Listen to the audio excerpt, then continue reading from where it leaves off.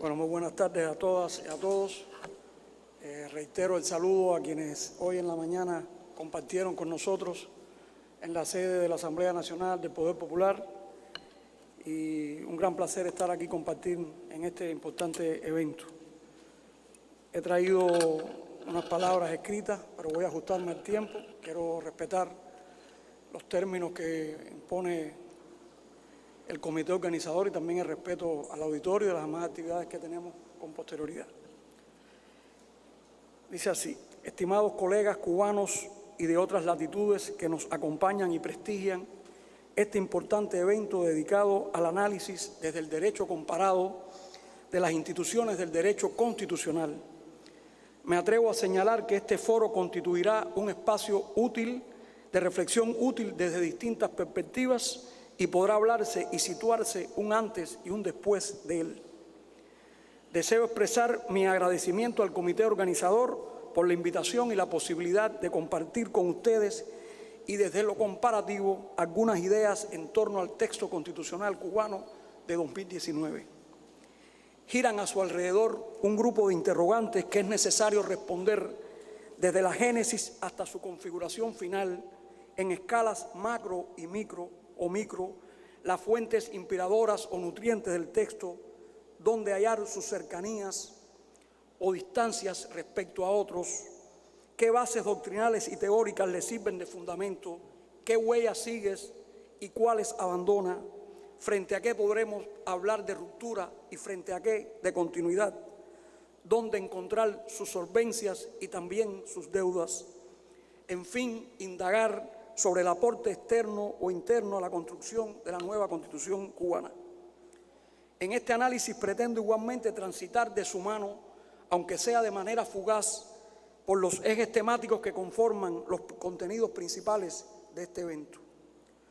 Todo proceso creativo en el ámbito jurídico, como lo es de manera particular la creación constitucional, no puede prescindir de los referentes, experiencias, el conocimiento, los aportes teóricos y conceptuales y las realizaciones prácticas, incluidas las decisiones jurisprudenciales provenientes del mundo exterior.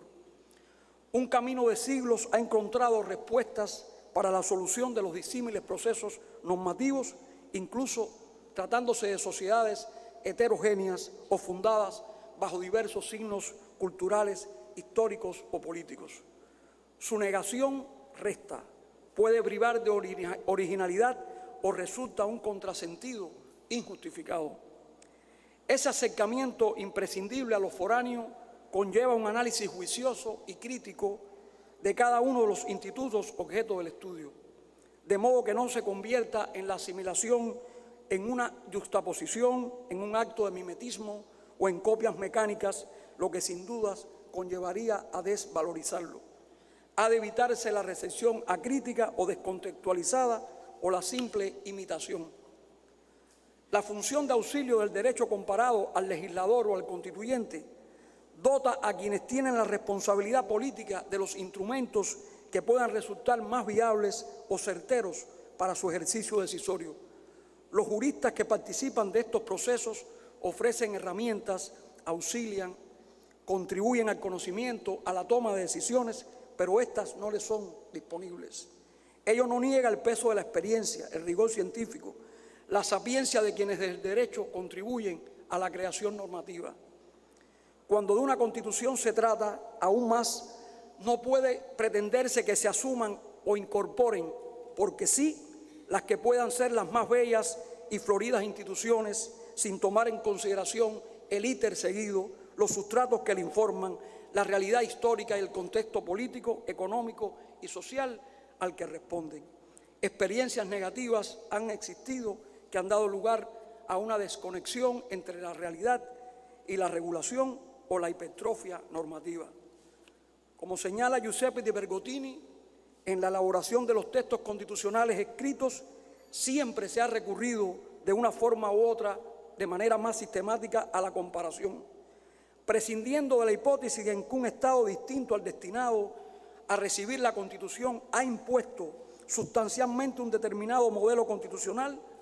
En casi todos los casos, la adopción de nuevos textos, los órganos constituyentes realizan una comparación entre las soluciones ya experimentadas o entre estas y esquemas de referencia elaborados por los constituyentes interesados. Cuba, como cualquier otro país, tiene unas singularidades propias que han de ser analizadas e incorporadas en los análisis comparativos a realizar. Las resumo en las siguientes. Número 1. Tradición constitucional revolucionaria que surge desde su nacimiento como nación, vinculada a los ideales de independencia y soberanía forjada en sus luchas anticoloniales en el siglo XIX. Segundo, es receptora del sistema jurídico romano-francés heredado del modelo colonial español. Sus raíces culturales de base judeo-cristiana se fundan con la cultura africana y el aporte menor árabe y asiático en un tremendo sincretismo. Junto a Puerto Rico, fue de las últimas naciones en Américas en liberarse del colonialismo español, lo que le hizo receptora del ordenamiento jurídico de ese país en el siglo XIX.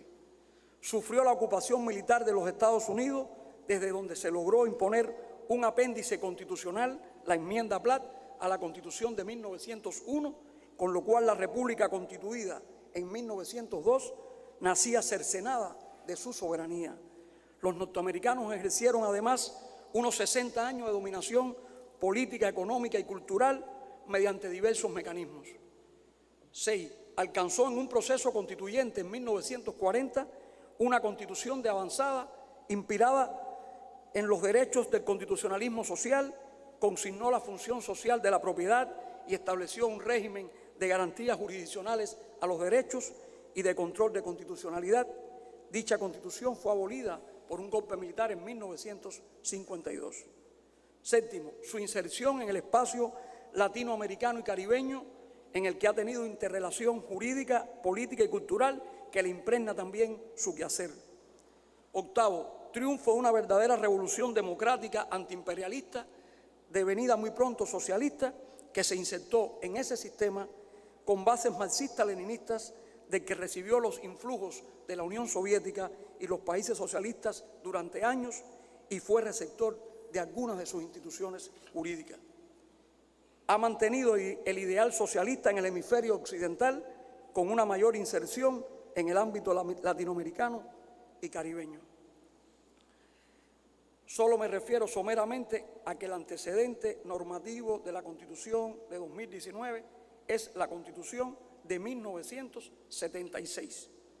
Esa Constitución, tiene una Constitución que está muy cercana al modelo socialista, se dio en una etapa de provisionalidad del gobierno revolucionario, no había instituciones representativas, su redacción fue una comisión mixta del partido y del Estado, fue presentada a los órganos políticos, incluso al Congreso del partido, y se sometió a consulta popular con la población y fue aprobada también en un referendo con toda la población. Como les decía, es un texto que sigue las huellas muy cercanas del modelo socialista. Esa Constitución recibió 3 reformas, una en 1978, que pudiéramos decir que era para cambiar la denominación de un municipio especial, una profunda en el año 1992, también ante la caída de la Unión Soviética y el campo socialista, modificó en el entramado político y económico cuestiones sustanciales, y también en el año 2002 tuvo una reforma que estableció una cláusula de intangibilidad, modificó el mecanismo de reforma, eliminando la mención de la reforma parcial y total, y estableció una cláusula de intangibilidad en la cual definía que Cuba no volvería al capitalismo y que además el sistema político, económico y social que estaba en la Constitución era irrevocable. Corresponde entonces al análisis del proceso de creación y el proceso formativo desde sus diferentes fases, y también la referencia a la comparación. Frente al cambio de la realidad social, el derecho no puede permanecer inerte. Si del derecho constitucional se trata, por su contenido esta relación adquiere una mayor relevancia. El carácter escrito de los textos, su rigidez para dotarla de permanencia, su supremacía y la necesidad de que mantenga validez, pero con eficacia ponen a la Constitución en tensión frente a los cambios sociales. Al buscar respuestas en el ámbito constitucional a qué hacer y en qué momento frente a la disonancia entre la realidad, la de transformación de esa realidad y la Constitución, resulta obligado respondernos acerca de su valor, de sus funciones, su propio concepto, del alcance y los límites por sus cambios. Por supuesto que no encontraremos unanimidad en la respuesta. Suponen obviar que en el análisis de la Constitución subyace también un sustrato político ideológico y ella se enmarca también dentro de una concepción filosófica y política. Resumo brevemente el proceso de construcción y de creación normativa constitucional de 2019. Si fuéramos a buscar la mirada en qué momento se pensó y se analizó en reformar la Constitución o una Constitución nueva, yo creo que hay que hablar del 6º Congreso del Partido en el año 2011, en que ya se estaban modificando mediante cambios que estaban ocurriendo en el régimen económico, con un espacio para la gestión de la propiedad pública y también con formas no estatales de gestión, en el cual comenzaba a contratarse mano de obra y había un espacio para la propiedad privada. Y ya desde ese momento eso entraba en colisión con el texto de 1976 que reconocía un sistema de propiedad sobre los medios prácticamente monopólicos del Estado. Y no había una mención de la propiedad no pública, la propiedad privada, excepto en el caso de la tierra de los campesinos que la habían recibido por las leyes de reforma agraria.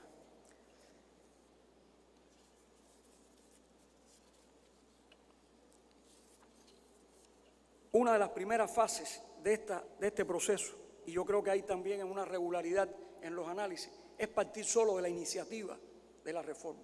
Y se obvia una etapa previa que ocurre dentro de los partidos políticos, dentro de los movimientos políticos, donde se comienza a discutir cuál sería el planteamiento ante un cambio constitucional o promover el cambio constitucional. Y normalmente los textos constitucionales comienzan en la iniciativa y obvian que son parte del procedimiento, pero obvian todo ese proceso anterior que constituye el engranaje sobre el cual después comienza a discurrir todo el proceso de iniciativa y el trámite constituyente. En el caso de Cuba, la primera decisión ocurrió en el año 2013. Se creó un grupo por la dirección del partido de 13 compañeros para estudiar, en primer lugar, la realidad y la Constitución vigente, una mirada hacia futuro, qué cambios se requerían en el país y cómo eso podía entrañar también una mudanza en el cambio, en el orden constitucional. Ahí se agruparon varios grupos y por ahí comenzó realmente el análisis comparativo profundo para llegar a la Constitución de 2019. Y estoy hablando del año 2013.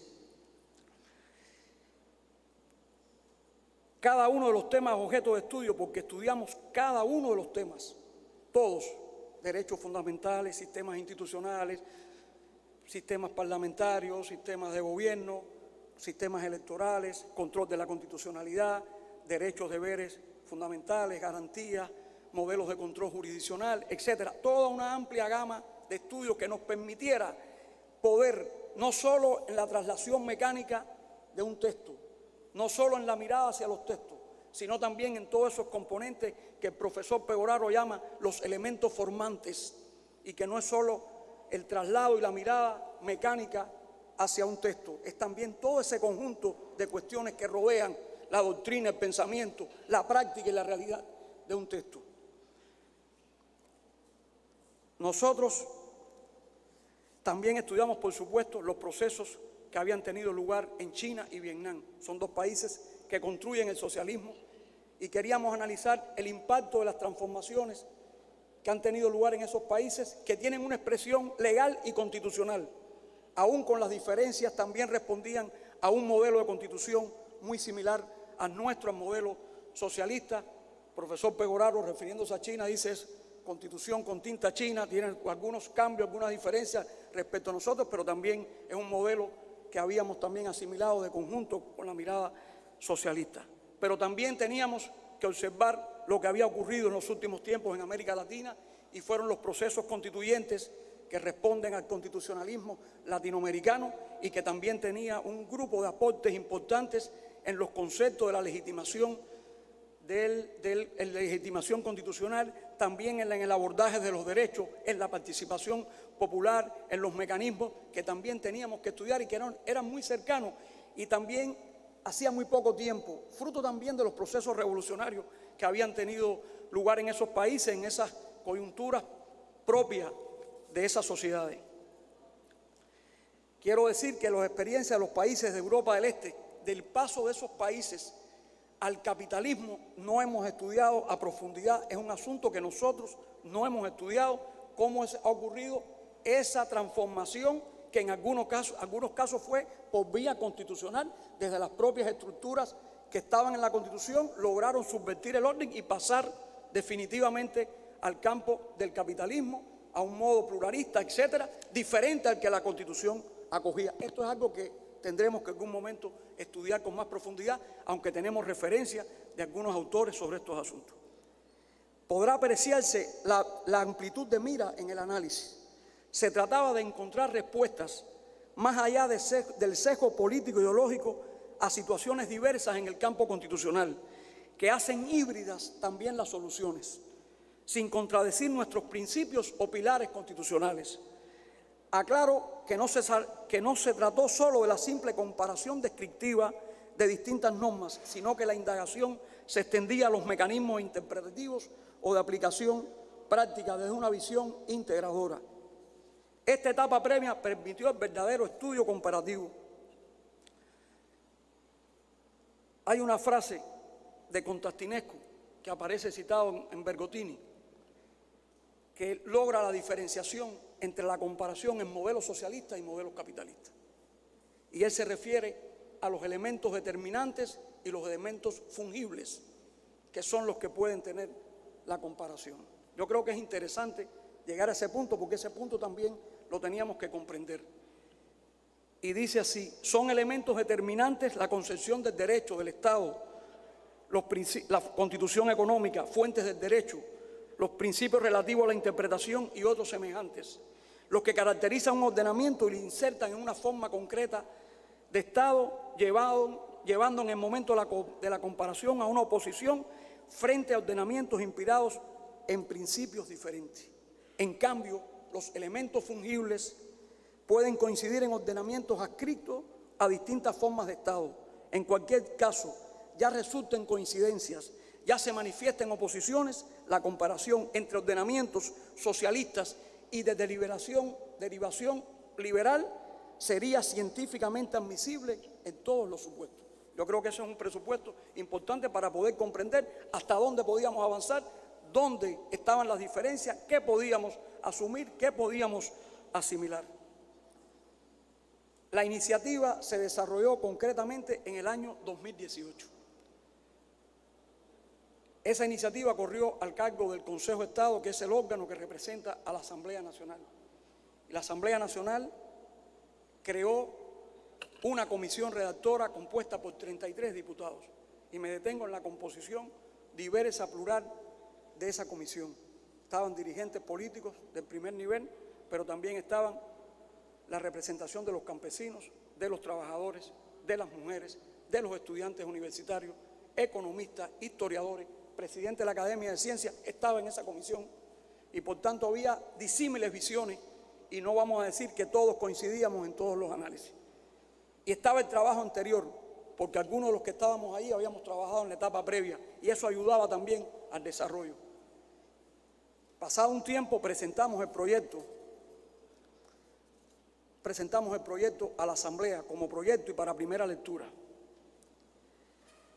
Aquí hay dos cuestiones que yo sé que son muy polémicas y que lo hemos discutido en distintos foros, y tienen que ver primero con el órgano que lleva a cabo la reforma o la Constitución, o sea, el límite subjetivo, y también el alcance de la reforma y si se trataba o no o podía ser una nueva Constitución. Ya le explicaba que el mecanismo establecido en la Constitución de 1976, conforme a la reforma del 2002, establecía un procedimiento desde la Asamblea Nacional para determinados contenidos.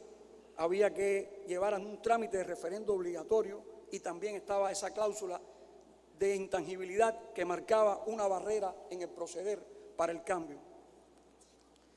Y siempre tendría que ir al voto referendario del pueblo para ser aprobada. Respecto al órgano, las soluciones son diversas. En algunos casos se manifiesta la exclusividad del Parlamento. En otros, la iniciativa parlamentaria, ante la iniciativa del Parlamento se disuelve y se convocan a elecciones para asambleas constituyentes.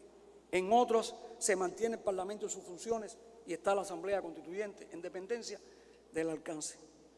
En la experiencia latinoamericana, Venezuela, Ecuador, y como parte de la agenda política de los proyectos revolucionarios que en esos países se desarrollaron, tomaron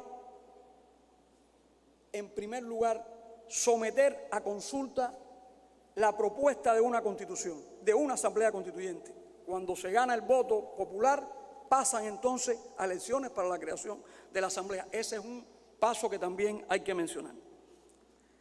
La otra cuestión tiene que ver relativo al alcance y contenido de la reforma, que también es muy polémica y frente a ella hay también diferentes posiciones doctrinales y soluciones constitucionales. La reforma constitucional del 2002, como ya explicamos, suprimió la mención a los dos tipos de reforma, parcial y total. Sabemos que hay países incluso que la reforma total está proscrita. Ejemplos, Grecia, en la Constitución de Grecia, y muchos de los países no aceptan la reforma total. Las preguntas que hay que hacerse son las siguientes. ¿Qué implicaciones tenía esa nueva redacción? La no definición del tipo de reforma implicaba limitaciones para una reforma total. Autores cubanos negaban también esa posibilidad. Desde nuestra perspectiva, esa supresión es más metodológica que funcional, que no impide el cambio de hondura del texto, solo compelido por los límites de los contenidos pétreos que ahí estaban establecidos. Lo otro era hasta dónde entender que los cambios a introducir no rompían con el sistema político, económico y social del texto del 76 y que eran esa barrera intangible. Entendemos, y así se interpretó, que el núcleo fundamental del sistema, del modelo, no se alteraba sustancialmente y por lo tanto era compatible con el referido contenido intangible. No había rupturas, sino solución de continuidad en lo esencial. Tampoco nuestra Constitución, ni incluso la originaria, establecía un procedimiento diferente para los dos tipos de reformas, aunque definía el referendo obligatorio si eran objeto de revisión determinados contenidos. No existía delimitación, además, entre el proceso constituyente puro, distinto, ni órganos distintos para ello. En cuanto a los límites objetivos, cuando hablamos de la reforma parcial, hay coincidencia mayoritaria respecto a su naturaleza como la expresión más clara de llevar el cambio constitucional, aunque se presentan diferentes procedimientos según los contenidos, y se trata de un tema que pudiéramos decir mucho más pacífico dentro de la doctrina. Lo más peliagudo es entender la reforma total de la Constitución, sus consecuencias. Coloca sobre el debate la diferenciación entre el poder constituyente y el poder constituido, en la capacidad de crear constitución o reformar constitución. Una parte de la doctrina mayoritariamente cuestiona este tipo de reforma al considerar que desnaturaliza el concepto, ataca la identidad y esencia del objeto de la Constitución y es contrario al principio de la soberanía popular. Otros autores no niegan ese tipo y solo colocan límites a los contenidos pétreos. Es cierto que desde el constitucionalismo francés revolucionario, en Sieyès, se delimitó el poder constituyente como originario, rupturista, fruto de la soberanía nacional, autónomo, incondicionado del poder constituido, como un poder limitado, juridizado, cuyo fundamento proviene de la legalidad. Ese planteamiento se ha extendido en la práctica política y jurídica hasta nuestros días. Carl Schmitt señalaba la capacidad de reforma como la posibilidad de que una o varias regulaciones pueden ser sustituidas por otras, pero solo bajo el supuesto de que queden garantizadas la identidad y continuidad de la Constitución como un todo. Esa también era su respuesta a la situación creada con la interpretación de la Constitución de Weimar, que conllevó a la destrucción, a su destrucción e instauración del régimen nazista. No significa que no sea todo ello objeto de críticas también. Se trata de una tesis condicionada históricamente, enarbolada en defensa de la burguesía en ascenso al poder, que mitifica y encubre el poder real. Aunque en minoría, esa concepción ya está en tela de juicio. Por ejemplo, González Encinar decía en su Constitución y la Reforma, al señalar que el poder constituyente y el poder de reforma son el mismo poder en momentos diferentes. Más duro, más directo, el profesor español Carlos de Cabo impugna esa concepción y refiere: en la actualidad, seguir considerando el poder constituyente como poder original o fundador es un mero arcaísmo o el mantenimiento de una pura ficción, porque la noción de constitución del Estado que se ha firmado ha ido perdiendo intensidad en la medida en que las constituciones que modernamente aparecen lo hacen ya sobre estados previos y definitivamente constituidos. Y añade: hablar de poder constituyente y poder constituido es seguir anclados en formas pasadas que no subsisten sino como mitos. La diferencia entre uno y otro no puede seguir apoyándose en que uno es fundador y el otro derivado, uno incondicionado y otro sometido, pues lo cierto es que también el poder constituyente es un poder limitado, y de tal manera que el seguimiento y respeto a esos límites y circunstancias es también fundamento de su legitimidad. Se trata, por tanto, de una de esas cuestiones a las que eufemísticamente se les llama académicas, para no llamarlas absurdas o inútiles.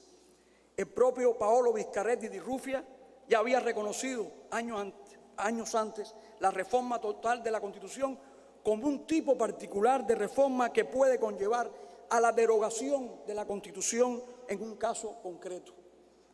En estos casos la diferencia entre poder constituyente y el de reforma se difuminan o constituyen un puro artificio. Frente a ese y otros problemas, en el plano constitucional, solo la Constitución de Suiza de 1884 y la Constitución de Argentina de 1956 reconocieron la reforma total. En ninguno de los casos solo quedó a nivel de proclamación.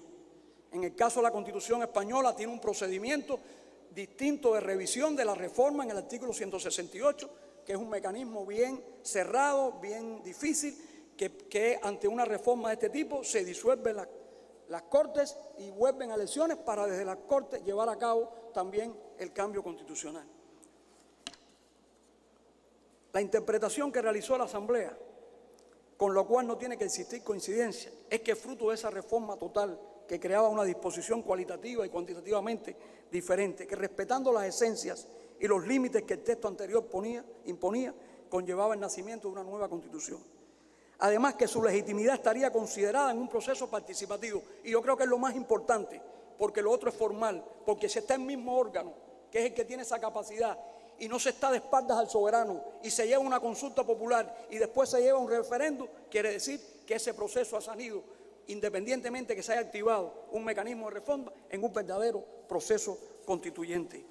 En el caso de Cuba, entender que la Asamblea Nacional del Poder Popular es el órgano supremo del Estado, que representa a todo el pueblo y expresa su voluntad soberana, y además es el único con potestad legislativa y constituyente. Y por tanto, en ese radica, bajo nuestro sistema, ese modelo, cómo funciona. Se trata de una cuestión que imposibilita el juego constituyente fuera de nuestro órgano parlamentario. Se llevó a cabo el debate, se llevó a cabo la discusión en una primera vuelta, se llevó a consulta popular el texto con todo el pueblo. Yo puedo decir que se efectuaron 133.000 asambleas con la población. Esos son mini constituyentes. Y el pueblo en esas asambleas expresó más de 1 millón de opiniones. Ahí están convalidadas, compactadas cada una de las opiniones sobre todos los temas del texto.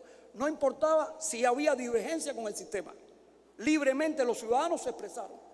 Y ahí está, ahí se tomó toda la opinión de la población. Y después que se oyó a la población en temas algunos polémicos, y algunos tuvieron un mayor peso en la discusión, como el matrimonio igualitario, como el cargo de presidente de la República, como la extensión del mandato, como el Tribunal Constitucional, como la protección ante el proceso penal, etcétera. Se analizaron cada una de esas opiniones y el texto sufrió cambios del original aprobado inicialmente en primera lectura en la Asamblea Nacional en un 60% prácticamente.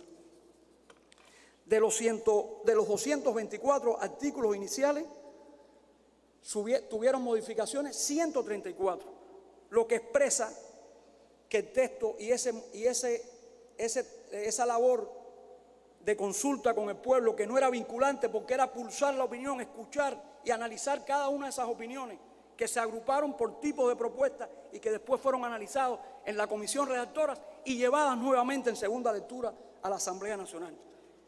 No conozco realmente ningún proceso constituyente en el que la participación popular del pueblo en esa etapa se haya realizado de esta manera. Lo digo con humildad, con respeto, pero también con orgullo, porque eso también dice de ese proceso constitucional y por eso todas las demás cuestiones vinculadas al órgano, a la facultad, se blindan para que no se obvie el soberano. Y aquí se construye con el soberano. Por eso hablo de esas miles de asambleas mini constituyentes donde el pueblo se expresó en cualquier forma. Y yo creo que eso también logra entender nuestro proceso de construcción constitucional y que es distinta, que es diferente. Y después de analizados cada una de esas opiniones, de discutidas, porque el pueblo siguió con mucha avidez este proceso. El pueblo entendió, analizó, opinó en un sentido u otro. Se llevó el referendo y en ese referendo participó el 90,1% del electorado. 90,1%. Fueron válidos el 95% de las boletas. Fueron nulas el 1,62%. En blanco el 2,53%. Dieron el sí el 86,15% del electorado y el no 706.400. De los que votaron, o sea, fue el 86%. Pero la Constitución no bastaba con ser ratificada solo por el voto, porque contaba en su contra las inasistencias, el voto en blanco, las anuladas. Tenía que ser mediante el voto afirmativo de la mayoría de los electores. Y eso conspiraba también contra la Constitución. Y el resultado fue, con el voto afirmativo, el 86%, pero había que restar los que no asistieron, los que votaron en contra. Y eso daba un nivel de aprobación del 78,30% en ese proceso de construcción y en ese proceso de referéndum. Digo estas cosas porque también yo creo que es interesante conocer este proceso cubano. Voy a decir algunas cuestiones generales del contenido del proyecto para ser respetuoso del tiempo. Hay una transformación radical respecto al texto constitucional de 1976. En primer lugar, en el plano institucional, se cambia completa la estructura del Estado. Surge la figura del presidente de la República, surge un primer ministro, el Consejo de Estado cambia en su dirección, que era una dirección que no se vinculaba directamente a la dirección de la Asamblea Nacional, aunque era su órgano de representación. Y ahí se forma, vamos a decir, en el análisis, cuál es el sistema de gobierno de Cuba, donde hay un presidente que es jefe de Estado, donde hay un primer ministro, donde hay una Asamblea Nacional que es el órgano supremo, y no podemos encontrar ni un presidencialismo porque no lo es, tampoco es un parlamentarismo, y pudiéramos decir que es un sistema mixto, parecido al que Cuba tuvo en la Constitución de 1940, o tal vez al modelo francés del 58, o al modelo ruso, solo que el presidente como jefe de Estado no recibe el voto universal, o sea, no se elige por voto universal, sino que su condición es que tiene que ser diputado y electo en esa condición primeramente. Se elige en voto indirecto, segundo grado, en la Asamblea Nacional. Hay un concepto también polémico, solo lo voy a plantear. Cuba asumió el concepto de Estado socialista de derecho y de justicia social. Estado socialista de derecho y de justicia social. Los países socialistas ustedes conocen, los que han estudiado los modelos socialistas, negaron esa posibilidad. Eso era una visión desde el capitalismo, eso encubría los fines, esa pudiera ser alguno de esos conceptos determinantes, y sin embargo se analizó en nuestro país qué significaba, aun cuando todos los contenidos que se explican en la doctrina no estén presentes. Y después me refiero a uno finalmente, que tiene que ver con el control jurisdiccional. Pero asumimos ese concepto, porque parte de un concepto que está de los primeros artículos, que es el de supremacía constitucional, en la obligatoriedad de respetar la Constitución, ya no solo el principio de legalidad, sino también de supremacía constitucional. Y todo eso es un atrevimiento que ha hecho esta Constitución en un modelo de construcción socialista diferente, autónomo, auténtico, que no existía. Y no es para hacer guiños a nadie, sino es una concepción que está en su voluntad, en esos conceptos que surgen desde la propia construcción socialista revolucionaria cubana. Algo que tal vez, si aplicáramos todos los conceptos del modelo, tal vez no se ajustan. Por supuesto, aquí hay visiones muy diferentes, como hay visiones diferentes sobre democracia, sobre derechos humanos, como decía el profesor Pegoraro. Por eso podemos hablar de las 1000 constituciones de la tierra, porque cada mundo hay una diversidad, una heterogeneidad, y como les dijo hoy en la mañana, las verdades no la tiene nadie, las construimos entre todos. Y yo creo que en ese respeto de esa diversidad, de esa diferencia, está podernos entender. Los vietnamitas ya habían asumido ese concepto del Estado de Derecho socialista en la reforma del 2013. Fueron los primeros que se aventuraron en esta empresa.